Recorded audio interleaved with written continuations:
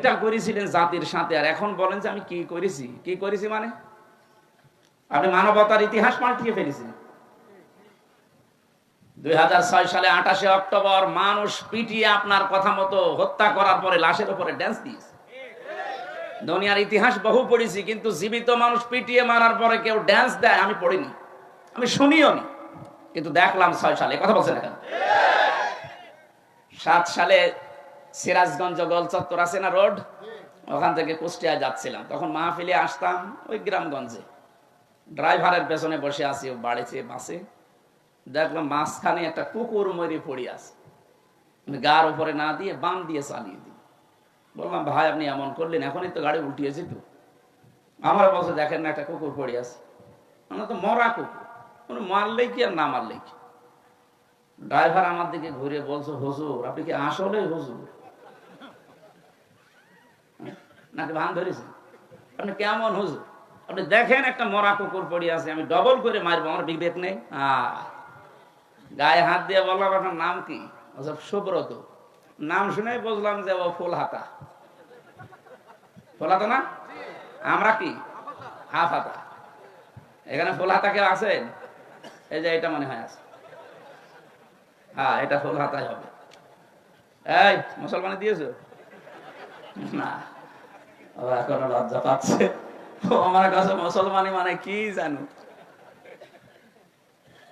আমি জেলে যাওয়ার পরে যে কাশিমপুরে পেয়েছিলাম যারে, ওনার নাম দেবদুল্লাহ, উনি আসলেই মানুষ বলে উঠতো যে ফুল হাতা আসতেছে।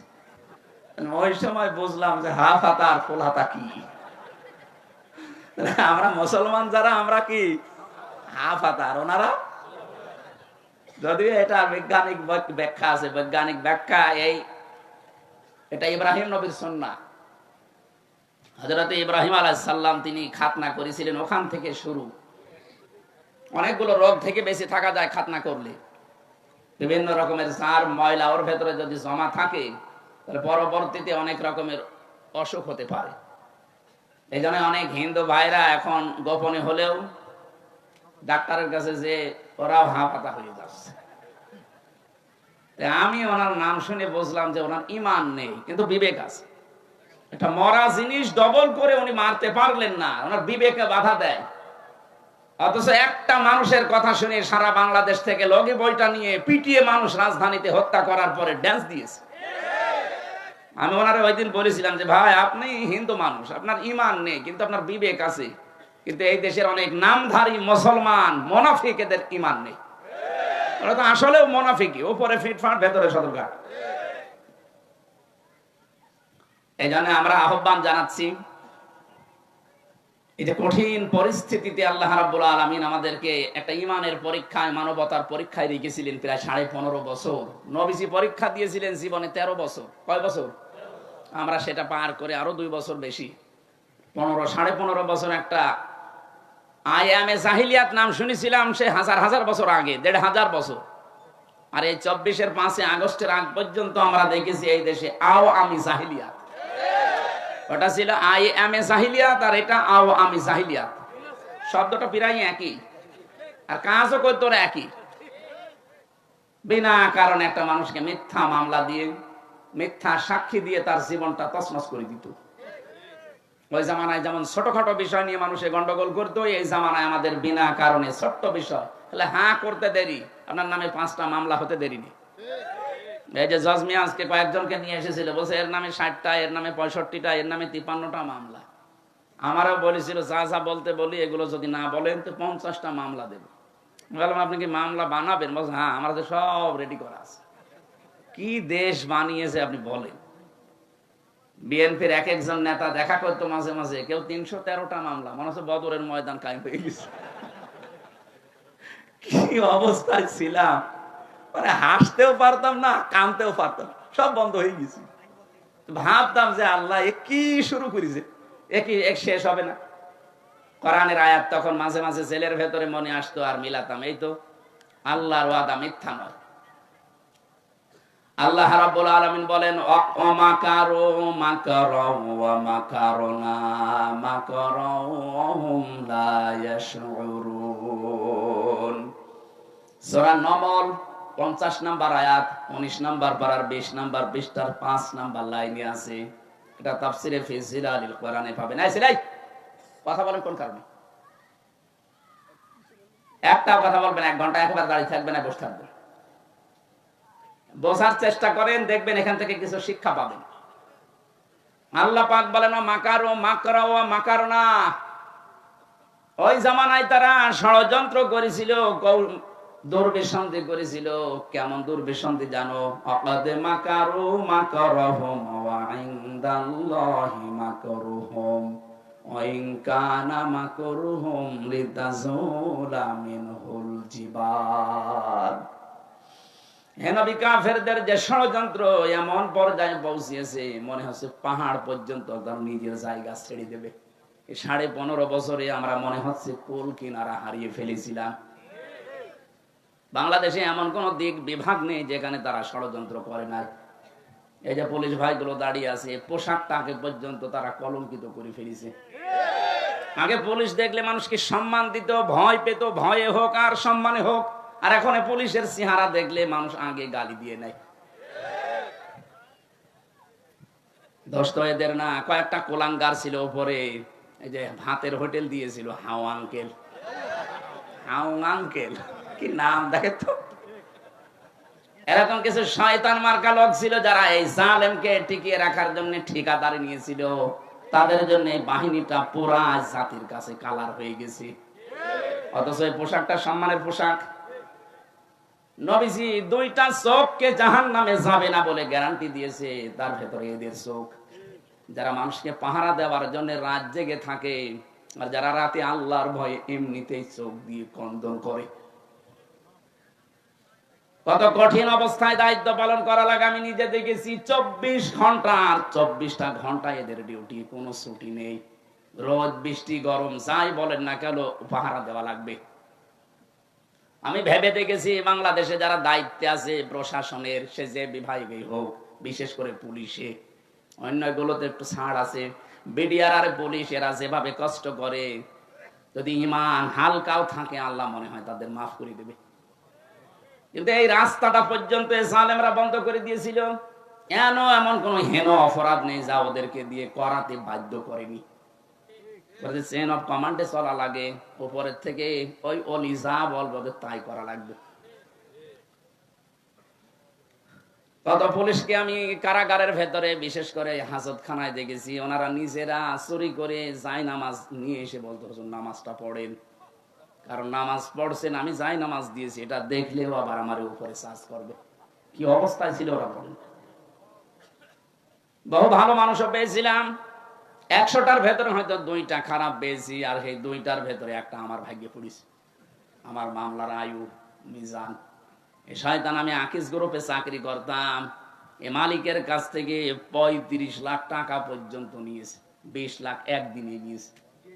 বলছে টাকা যদি না দেন হুজুরের নামে 50টা মামলা দেব। আমার বাবার কাছ থেকে 10 লাখ নিয়েছে। ও কথা ঠিক রাখে নাই, বলেছিল যে মামলা আর দেব না, যা দিয়েছে ওই একটাই শেষ। টাকাটা নেওয়ার পর আবার পরের দিন আবার আরেকটা দিয়েছে। আপনি এরকম বেঈমানি করলেন কি করে? এখন পালিয়ে আছে, মাঝে মাঝে হোয়াটসঅ্যাপে কল দিয়ে বলে হুজুর আমার নামে কিছু বলবেন না। বলবেন না মানে আগে টাকা ফেরত দেন। আপনারা আমি মাফ করে দেব, অসুবিধা নেই, আগে টাকা ফেরত দেন তারপরে মাফ চান। সাফ কথা বলছি, বাংলাদেশে যে যার কাছে অপরাধ করেছে, এই যে শুনলেন না গাজী সাহেবের কথা, হাজার হাজার বিঘা জমি শুধু ভরাট করে নিজের নামে আল্লাহর নামে লিখে দিয়েছে। যার জমি, যার জায়গা, যার ব্যবসা প্রতিষ্ঠান বন্ধ করেছেন, যাকে গুণ খুন মায়না ঘরে রেখেছেন, মিথ্যা মামলা দিয়ে মিথ্যা সাক্ষী দিয়ে জীবনটা নষ্ট করে দিয়েছেন, কিচ্ছু জানে না। এই জজমিয়া ঘরে ঘুমিয়ে আছে, চোখ খুলে দেখছে হাজতখানায়। কি গো তুই গাছ কেটেছিস কখন? স্বপ্নে। জিজ্ঞাসা করে স্বপ্নে গাছ কাটা মামলা পর্যন্ত তুলছে। এই অপরাধ গুলো যারা করলেন, এখন যদি বলেন আস্তাগফিরুল্লাহ হবে? আপনি তার আল্লাহর কাছে অপরাধ করেননি, অপরাধ করেছেন তাদের কাছে, অপরাধ করেছেন হামজার কাছে। আগে আমার কাছে মাফ চাবেন আর আমার ক্ষতিপূরণ দেবেন, এরপরে আস্তাগফিরুল্লাহ। কাশিমপুরে যে দেখে এক ওসি দেখা করতে এসেছে, বলছে হুজুর আমার আস্তাগফিরুল্লাহ দেখেন তো কিভাবে। আমি এই নির্বাচনে বাইরে ছিলাম, রাত 12টার পর থেকে আমার যে এসআই আছে, কনস্টেবল আছে, এই যে সমস্ত আল্লাহর ওলিদেরকে নিয়ে আমি একেবারে ফজর পর্যন্ত আল্লাহর নামে ভোট কাটা আরম্ভ করলাম। এই দেখেন কোরআন শরীফ আমার সামনে, এইভাবে বলছি, ফজর পর্যন্ত আমি আল্লাহর নামে ভোট কাটলাম, বাক্স ভর্তি করে জায়গা মতো পাঠিয়ে দিলাম। এরপরে ওযু করার পরে, গোসল করার পরে 2 রাকাত নামাজ পড়ে বললাম আস্তাগফিরুল্লাহ। হুজুর আমার এই তওবা হয়েছে না। কিসের তওবা করলেন আপনি? আপনি কি আল্লাহর কাছে দোষ করেছেন? একটা এমপি বানাতে 3.5 লাখ 4 লাখ হামজা লাগে, এ কথা বলছেন না কেন? আপনি আমার মতো হামজার অপরাধ করেছেন, আমার রায় আপনি দিয়ে দিলেন। অথচ আজ 8-9 দিন ধরে যারা 2 বোন পালিয়েছে ওরা কিন্তু মিথ্যা কথা ছড়াচ্ছে বিশ্বের মোড়লদের কাছে যে আমরা নির্বাচিত ছিলাম, আমাদেরকে উৎখাত করা হয়েছে। এটা ডাহা মিথ্যা কথা। আপনি যে নির্বাচিত ছিলেন এটা যদি ঘোড়াও শোনে ও হাসবে। একটা কথা বললেন, একটা হাসি মানুষ এত বড় মিথ্যা কথা বলে? 15.5 বছরে দেশে নির্বাচন হয়েছে? বলেন বলেন। একবার তো 154 জন আন্দাজেই করে নিলেন, আর একবার তো ওসির বর্ণনা শুনলেন যে কি করে নির্বাচন হয়েছে। এই যদি হয় নির্বাচনের ধরন, নির্বাচিত হওয়ার ধরন, যে শয়তান পর্যন্ত হাসবে না? আমাদের এই জাতিকে আপনি বাইরে এখন মিথ্যাবাদী বানানোর পায়তারায় আছেন।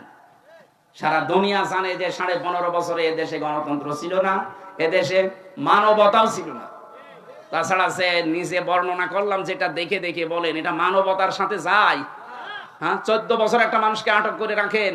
মাঝে মাঝে চিন্তা করতাম যারা আমাদের দায়িত্বে থাকতো, ওই মাটির নিচে যারা পাহারা দিত, ওরা বাইরে যে সংসার করতো কি করে? ওদের বিবেক নেই। আমার মনে হয় এরা হয় লাল পানি খেত না ঘুমের বড়ি খেত। তাছাড়া ওদের ঘুম আসা সম্ভব না ওই দৃশ্য দেখে আসার পর। বলেন একটা মানুষ এত বড় নখ হয়ে গেছে, ওর দিকে তাকালেই তো ভয় লাগে। অথচ দায়িত্ব পালন করে আসতো 8 ঘন্টা করে করে বাড়ি চলে আসতো, আবার তো তার পরের দিন যেত। গোপন কিছু মানুষকে ওখানে দায়িত্ব দিত, সবাইকে দিত না। এত বড় বড় বড় অপরাধ করার পরে এখনো পর্যন্ত আপনি যদি বলেন আমি কি করেছি, আপনার বিবেকে মনে হয় কুকুরে পোশাক করেছি।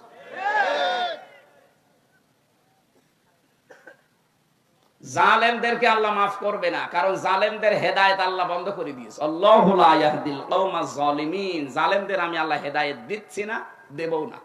ইয়াহদি এটা মজারে, যারা আলেম আছে জিজ্ঞাসা করেন। ইয়াহদি মজারে, বর্তমান ভবিষ্যৎ, প্রেজেন্ট ফিউচার। কোন জালেম তাকে আল্লাহ পথ দেখাচ্ছেন না, ভবিষ্যতে দেখাবেনও না। এজন্য জালেমদেরকে যারা টিকিয়ে রাখার জন্য চেষ্টায় ছিলেন তাদের কপাল শেষ। এ দুনিয়াও শেষ আপনার, আর আখেরাত তো শেষই। কারণ জালেমদের বিরুদ্ধে মামলা দায়ের করবে সরাসরি আল্লাহ নিজে। সূরা শুরার 42 নম্বর আয়াত, ইন্নামাস সাবিলু আলাল্লাযিনা ইয়াজলিমুনান নাস। অবশ্যই আমি আল্লাহ নিজে মামলা দেব জালেমদের বিরুদ্ধে। কথাটা ছোট, কিন্তু এর ওজন কত টের পাচ্ছেন? মামলার বাদী যত বড় হয় মামলা কিন্তু তত কঠিন হয়। কথা বলেন না কেন? আমার মামলার বাদী ছিল সরাসরি উনি। যদি সলিমদ্দি কলিমদ্দি হতো না, 2 দিনে বের হয়ে চলে আসতাম। যেহেতু সরাসরি বাদী উনি, এই জন্য লাল কালি দিয়েছিল।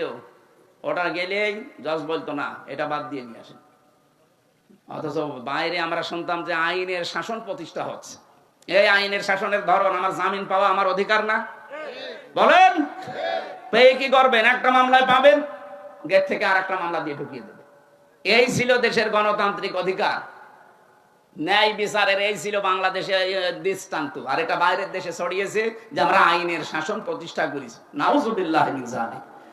ভেতরে থেকে বহু মানুষকে, বিশেষ করে বিডিআরদের যে কান্নার আওয়াজ, এদের যে দীর্ঘশ্বাস, হাজারো বিডিআর, এরা তো এই প্রশাসনের মতো মিথ্যা মামলা দিয়ে 14 বছর আটক করে রেখেছে। তাহাজ্জুদ পড়তে যখন উঠেছি রাতের বেলা দেখতাম মুরব্বী যারা বিডিআর আহ করে একটা আওয়াজ দিত। আমার মনে হয় এই দীর্ঘশ্বাস, এই আওয়াজ আল্লাহর আরশে গিয়ে ধাক্কা খেয়েছে। জালেম কি এমনি পড়েছে? এই মানুষের দীর্ঘশ্বাস আর এদের বদদুয়ার লানতের কারণে পড়েছে। আল্লাহ পাক বলেন ওরা ষড়যন্ত্র করেছিল, এমন ষড়যন্ত্র মানুষ হতাশ হয়ে গেছে, না আর মনে হয় সূর্য উঠবে না। মাকার না, আমি আল্লাহ কিন্তু কৌশল করেছি। মাকরন, কৌশল করার মতো। অহুমলা ইয়াশউরুন, তারা টেরও পায়নি আমার কৌশল। এবার আসেন তো, শব্দ 2টা এক। আমি আলেমদেরকে বলছি মাকারো মাকরাও শব্দ 2টা, এরপরে মাকারনা মাকরন, এখানেও শব্দ 2টা। এর মূল মাদ্দা যেটা মেন কাফরা, মাকার মানে ষড়যন্ত্র করা, এটা কাফেরদের বেলায়। আর মুসলমানদের বেলায়, আল্লাহর বেলায় এটা ষড়যন্ত্র হবে না, হবে কৌশল। তাহলে এই বাংলাদেশে যারা ইসলামের বিরুদ্ধে, মানবতার বিরুদ্ধে অবস্থান নিয়ে যারা ষড়যন্ত্র করেছেন, তাদের বাংলা অর্থ করা লাগবে ষড়যন্ত্র, কূটবুদ্ধি। আর এইটা যখন উল্টি আপনি আল্লাহ এবং মুসলমানদের সামনে লাগাবেন, তখন আর ষড়যন্ত্র করা যাবে না, তখন দেওয়া লাগবে কৌশল। কথা বুঝতেছেন? কি বুঝলেন এখান থেকে? একই অস্ত্র আপনি মানবতা ধ্বংসের কাছে ব্যবহার করবেন, ইসলাম ধ্বংসের কাছে ব্যবহার করবেন, আপনি সন্ত্রাসী, আপনি জঙ্গি, এই কথা বলেন এখানে। ওইটা ইসলামের পক্ষে যদি কেউ কাজে লাগায়, মানবতার পক্ষে নিয়ে দাঁড়ায়, ওইটা তখন আর জঙ্গি সন্ত্রাসী হবে না, ওইটা হবে জিহাদ। শব্দ কিন্তু দুইটাই এক, মাকার। আল্লাহর ক্ষেত্রে হবে কৌশল, কাফেরদের ক্ষেত্রে হবে ষড়যন্ত্র। আল্লাহ পাক বলেন কি হয়েছে আপনি দেখবেন, ফানজুর কাইফা কানা আকিবাতু মাকরিহিম। হ্যাঁ নবী, আপনি একটু নজর করে দেখেন এদের এই ষড়যন্ত্রের পরিণাম আমি আল্লাহ কি দেখিয়েছি এদেরকে। আন্না দাম্মারনাহুম ওয়া কওমাহুম আজমাইন। আন্না এক আলিফ টান আছে, দাম্মারনা এখানেও টান আছে, জমা মুতাকাল্লিম। অবশ্যই আমি আল্লাহ তাদেরকে ধ্বংস করে দিয়েছি, তাদের জাতি, তাদের গোষ্ঠী, তাদের দলের লোক সবাইকে। এতটুকু যদি আল্লাহ শেষ করে দিতেন, আমি আয়াতটা পড়তাম না। পরের আয়াতটা আল্লাহ এমন ভাবে মিলিয়েছেন, আমার মনে হয় বাংলাদেশ দেখে নাজিল করলেন। আপনি একটু দেখেন তো পরের শব্দটা, ফাতিলকা বুয়ুতুহুম খাবিয়াতাম বিমা যালামু ইন্না ফি যালিকা লাআয়াতাল লিকাওমিন ইয়ালামুন। আমি এখানে দুইটা শিক্ষা বের করেছি, এই ভালো করে শুনে। এই ছেলে, ওঠাউঠি করো, কি সমস্যা? কি বসো। প্রসাব পায়খানার বিড়ি খাওয়া ছাড়া যদি কেউ বাইরে যান, তার খবর আছে। বিড়ি খেতে যদি নেশা লাগে, খেয়ে আবার চলে আসবে। আশপাশে না, দূরে যাবেন, পুলিশ আসে কিন্তু, ধরলে আবার জরিমানা নেবে। বিড়ি খাওয়া ছাড়া বাইরে যাবেন? বলছেন না, তার মানে বিড়ি খোর এখানে আছে। ঠিক আছে ভাই, খুব বেশি নেশা লাগলে আকিস বিড়ি আর আজিজ বিড়ি আছে, খেয়ে চলে আসবে। যাচ্ছে, যান, তাড়াতাড়ি যান। এই দুই বিড়ি খোর একসাথে যাচ্ছে, মানে আছে জামাতবদ্ধ বিড়ি খাবে। হ্যাঁ, তাড়াতাড়ি গাড়ি আসবেন।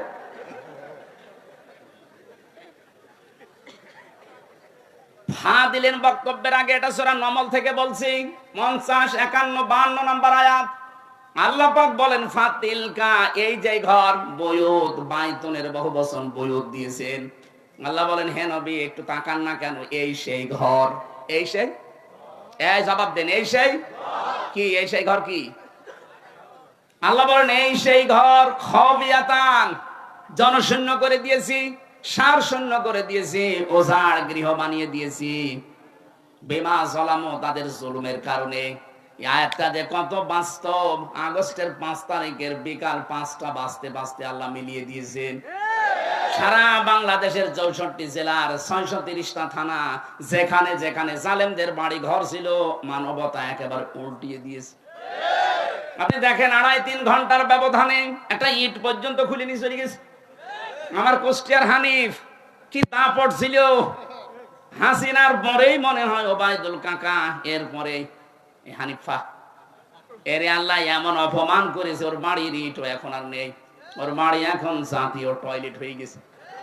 কারো পেটে ব্যথা হলে আমার মনে হয় ওখানে যে টয়লেট করে আসে। আমি আবু জাহেলের বাড়ি একবার বুঝতে পারি না যেটা আবু জাহেলের বাড়ি, কাবা শরীফ তাওয়াফ করার পরে দেখছি উপরে একটু ঘুরি, যে দেখি পেটে ব্যথা।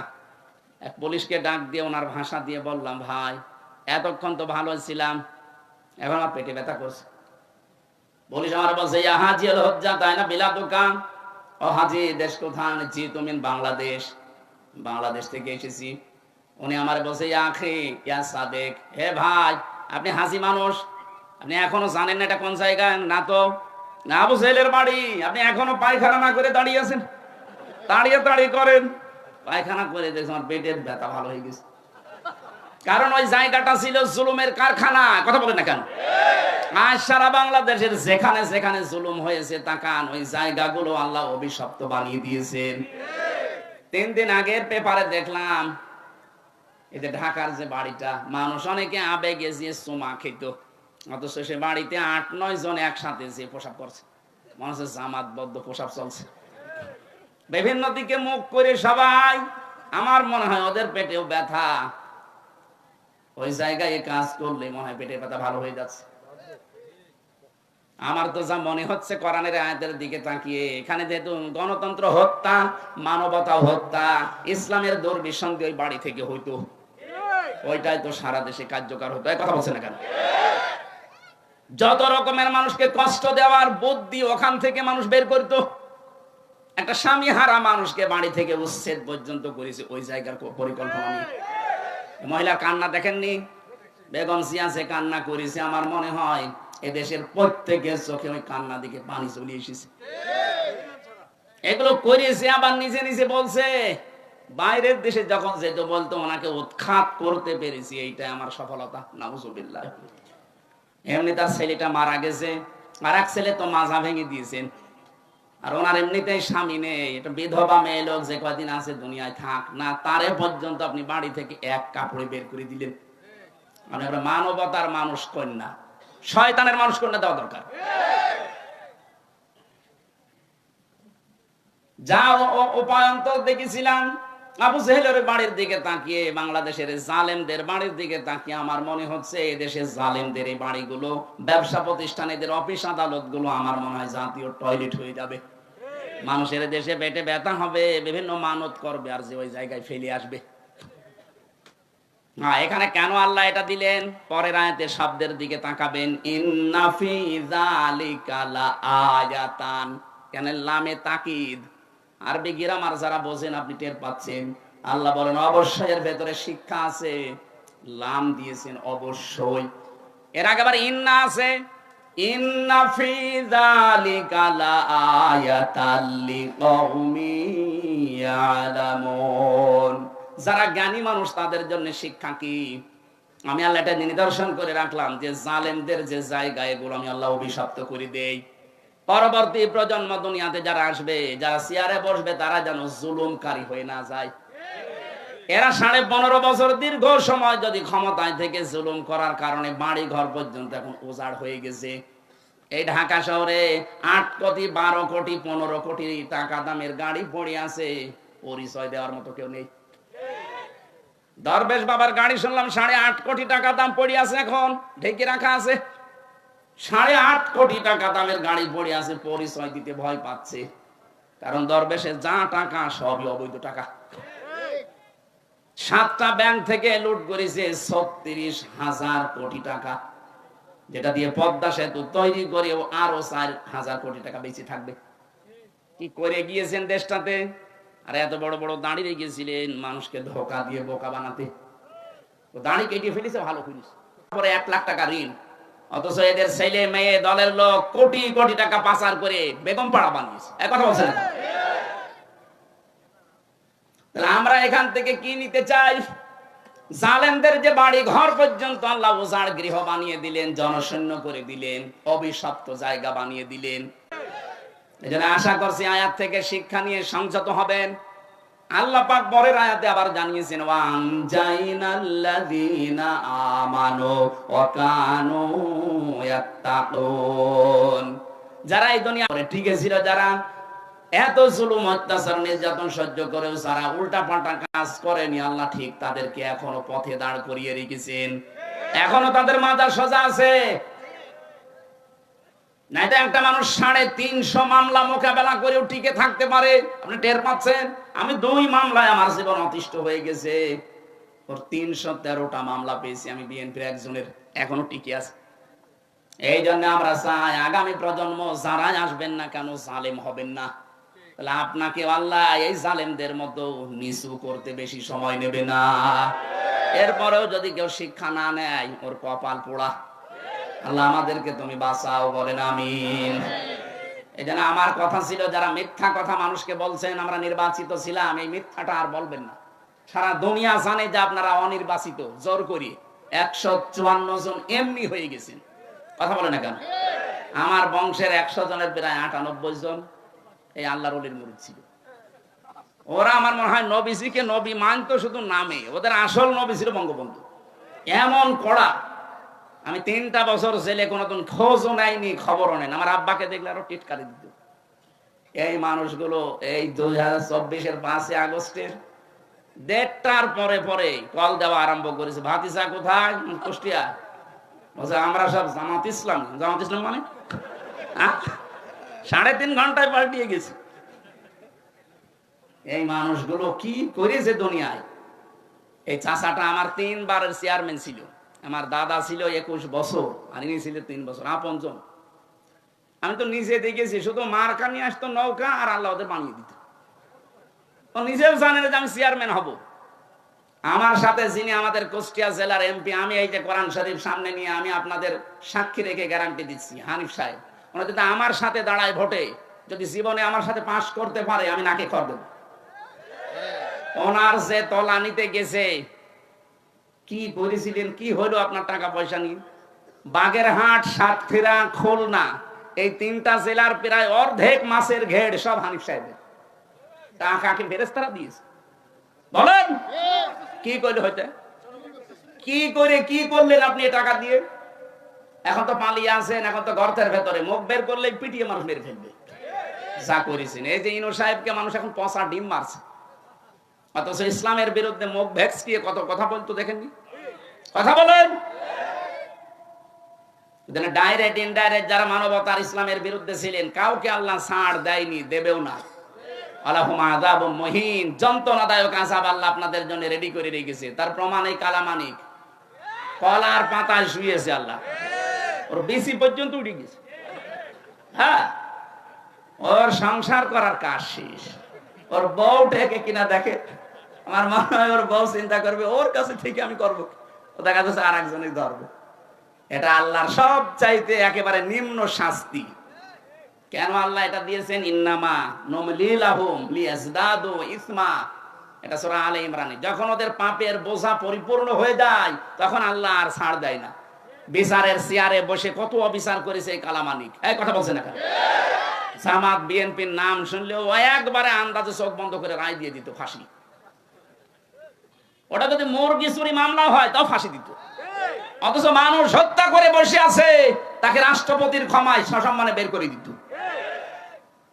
আল্লাহ ছাড় দিয়েছেন কিন্তু ছেড়ে দেননি। আমরা চাই যারা এই দাঙ্গা বাঁধানোর চিন্তায় আছেন, ফেসবুকের সমস্ত ভুয়া নিউজ শুনে আপনারা উদ্বুদ্ধ হবেন না, বিশ্বাস করবেন না। এগুলো সব ওদের বানানো, আর ওরা বসে বসে দুই বোন এই গুটি চালতেছে। আমরা যেন এই ষড়যন্ত্রে পা না দেই। এ দেশে যা আছে অনেক ভালো আছি আমরা, বাইরের বহু দেশে আমি ঘুরেছি, সাম্প্রদায়িক সম্প্রীতি এত বেশি পৃথিবীর কোনো দেশে নেই। ইসকন নিয়ে যেটা সমস্যা চলছে, এটা আন্তর্জাতিক ভাবে না। ইসকন এবং হিন্দু এক জিনিস না। ওকে বলাৎকারের জন্য পর্যন্ত ইসকন থেকে বহিষ্কার করা হয়েছে, এখন সব বের হচ্ছে, তার যে চরিত্র সব ভিডিও বের হচ্ছে। সুতরাং হিন্দু ভাইরা যারা আছেন, অন্য ধর্মের যারা আছেন, উস্কানিতে পা দেবেন না। আর এই ফেসবুকের 100টার মনে হয় প্রায় 70টা কথা মিথ্যা কথা। এই কথা বিশ্বাস করে কেউ যদি আবেগে আপ্লুত হয়ে না, সেই যশোরে একবার গিয়েছিলাম মাহফিলে, 18 সালে 19 সালে যশোর MM কলেজের মেয়েরা মিছিল করছে ইফটিজিং এর বিরুদ্ধে, ডাইরেক্ট অ্যাকশন। একটা 20 বছর 25 বছরের যুবতী মেয়ে, বুকে কোনো ওড়না নেই, একটা স্কিন টাইট প্যান্ট পরা, গেঞ্জি হাফ গেঞ্জি গায়ে দিয়ে, হাতা নেই, এরকম একটা মেয়ে যদি এক হাতে ব্যানার ধরে আর এক হাতে বলে ইফটিজিং এর বিরুদ্ধে ডাইরেক্ট অ্যাকশন, কেমন লাগে বলুন? তখন আমি বাসে চলতাম, চিন্তা করলাম যশোরের ওই পালবাড়ি মোড়ে পুলিশ আবার ধরলে না জানে এবার কোন সালের অপরাধী বলে চালিয়ে দেয়। ঢুকলাম পাশে এক চার দোকানে, ঢুকে দেখছি পুলিশ চা খাচ্ছে। আরে ভাই, আপনার যন্ত্রণায় আসলাম আমি এখানে, আর আপনি আমার সামনে। একটা কথা বলি, বলে এই যে মিছিল আসতেছে, যশোর MM কলেজের মেয়েরা অনার্সে মাস্টার্সে পড়ে, 22 বছর 25 বছর বয়স, বুকে কোনো ওড়না নেই। দেখছেন না কিভাবে মিছিল করছে? এক হাতে ব্যানার আর এক হাতে ইফটিজিং এর বিরুদ্ধে ডাইরেক্ট অ্যাকশন দিচ্ছে। পুলিশ আমারে বলছে, হুজুর যে জিনিস আমি দেখছি মনে হচ্ছে ইফটিজিং আমি আগে করি। ঠিকই বলেছি। এই জন্য আপনারা উদ্বুদ্ধ হয়ে এরকম ইফটিজিং আমি আগে করে শুরু করি না, ওনাদের ষড়যন্ত্র ওনাদের কাছে থাক, কেউ এই ষড়যন্ত্রে পা দেবেন না। এই যে কল রেকর্ড গুলো মাঝে মাঝে ফাঁস হয়, আপনি তো বাস্তবতা জানেন না। নিজে কল দেয়, নিজে রেকর্ড করে, নিজে এডিটিং করে, লোক দিয়ে নিজেই ছেড়ে দেয় মানুষের ভেতর একটা ভীতি তৈরি করার জন্য। আর বলে যে এই পুলিশ, এই পুলিশ, এই আওয়ামী লীগ, এই বিএনপি, এই জামাতের লোকগুলো লিস্ট করে রাখো, আমি আসতেছি। আপনি আসেন, আপনি চট করে আসবেন, ফট করে আয়না ঘরে ঢুকিয়ে দেবো। ঘন্টা ভেতরে জায়গা পান না, যা করেছেন আল্লাহ আপনাকে মাফ করবে না। পৃথিবীর ইতিহাস পাল্টিয়ে দিয়েছেন আপনারা। আমি বললাম না, বিশ্ববিদ্যালয়ে থাকাকালীন বহু ইতিহাস পড়েছি, কিন্তু এরকম কঠিন কড়া মানুষ পাগল বলে বেশি গিয়েছে। আমরা ওই 15.5 বছরে ওই 14 দল বাদ দিয়ে যারাই ছিলাম পাগল বলেছিলাম। এক কথা বলছেন, পাগল বলে বেশি ছিলাম। মাসে 2 দিন আমাদের মাথা খারাপ হইতো, ওইটা তার পয়লা দিন। আল্লাহ আমাদের বিশাল জগদ্দল একটা পাথর তিনি সরিয়ে দিয়েছেন, আমাদেরকে আল্লাহ বাঁচিয়েছেন। এই পাথর যেন কিয়ামতের আগে দেশে আর ঘুরে না আসে। কথা বলেন না কেন?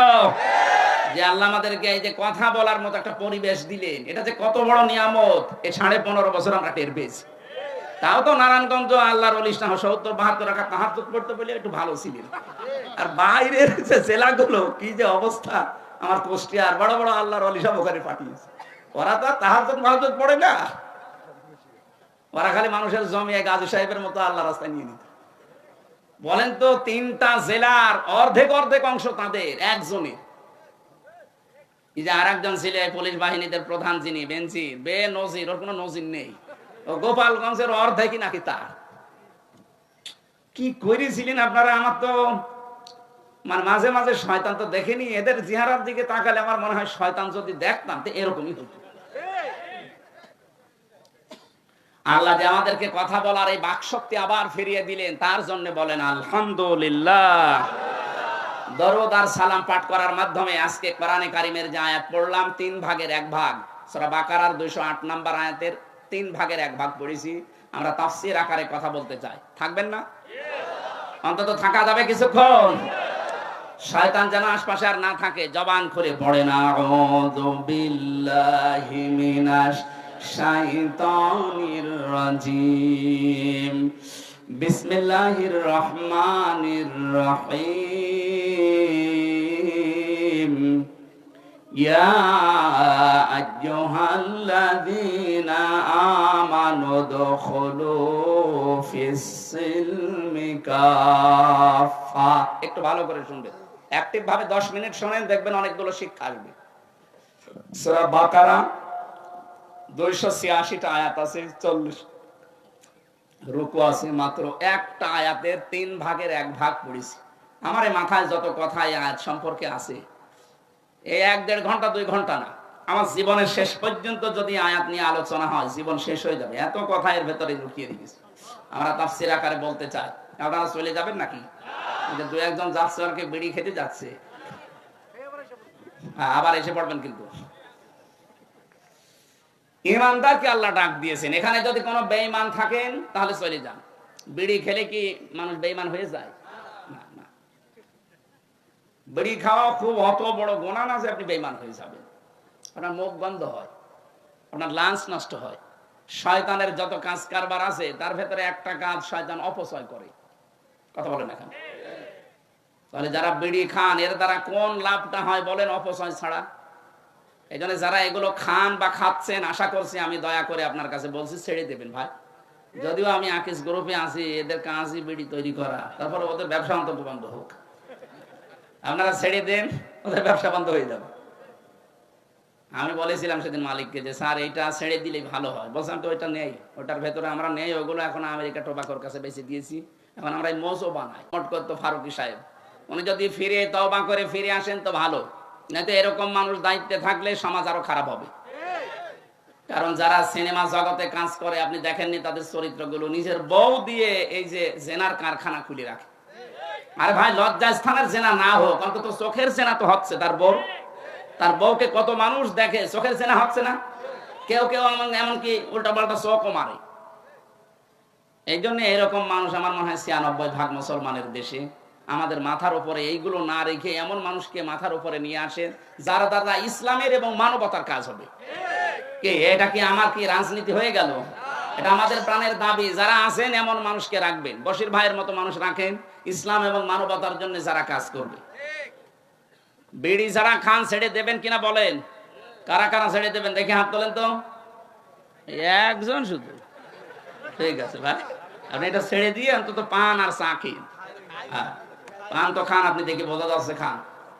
দোষ জিনিস খেয়ে বেকার আমাদের এই লাঞ্চ নষ্ট হয়ে যায়। বিড়ি খাওয়ার এই পৃথিবীতে একটাই মাত্র খাবার আমি পেলাম যার উপরে লেখা থাকে যে এটা খাবেন না, এটা নিষিদ্ধ। লেখা থাকে না? খেলেই ক্যান্সার হয়। পৃথিবীর কোন খাবারে লেখা আছে যে আমাকে খাবেন না? শুধু একটা বাদ দিয়ে, ছাগলে পর্যন্ত খাই না। হ্যাঁ, এটা তো তৈরি হয় আমার কুষ্টিয়ার এই যে ভেড়ামারা, দৌলতপুর, এই সমস্ত জায়গায় দেখেছি। এই তামাক এগুলো সব বিছানা বিছানা নাই, রাস্তার পাশে পাশে সব দিয়ে রাখে শোকাতে। ছাগলে গরুতে সব টয়লেট করে। হ্যাঁ, এগুলো ঝাড়া দিয়ে প্যাকেট করে পাঠিয়ে দেয়। রংপুরে ওদের কারখানা আছে, ওখান থেকে আবার প্রক্রিয়াজাত করে এসে যশোরে, কুড়িগ্রামে, বিভিন্ন জায়গায় বানায়। যাই করে বাস্তবতা কিন্তু মাল মশলার সাথে লেগে থাকে। বেড়া দেওয়া লাগে না এই খেতে, ছাগলও খায় না। আর আপনি ছাগলের তা তো খারাপ হয়ে গেলেন। আশা করছি এত লজ্জা দেওয়ার পরেও যদি কেউ এই নিকৃষ্ট কাজ ছেড়ে না দেয়, ও মনে হয় আজরাইল আসার আগে আর ছাড়বে না। আল্লাহ এখানে কোন বেঈমানকে ডাক দেননি, ডাক দিয়েছেন ইমানদারকে। কাকে? আল্লাহ রাব্বুল আলামিন ইমানদারকে ডাক দিয়ে জানিয়েছেন, ওদখুলু, প্রবেশ করো, ফিসসিলমি কাফা, ইসলামের ভেতরে পরিপূর্ণভাবে। জ্ঞানী মানুষ যারা, আলেম যারা, তাদেরকে বলছি, শব্দটা কিন্তু সিনের উপরে জবর দিয়ে পড়লে সালমন মানে শান্তি, আর জের দিয়ে পড়লে সিলমন মানে ইসলাম। আল্লাহ এখানে সিন দিয়ে দিয়েছেন। কোন কোন তাফসিরে মুফাসসিরিন কিরাম তারা সালমনও পড়ে।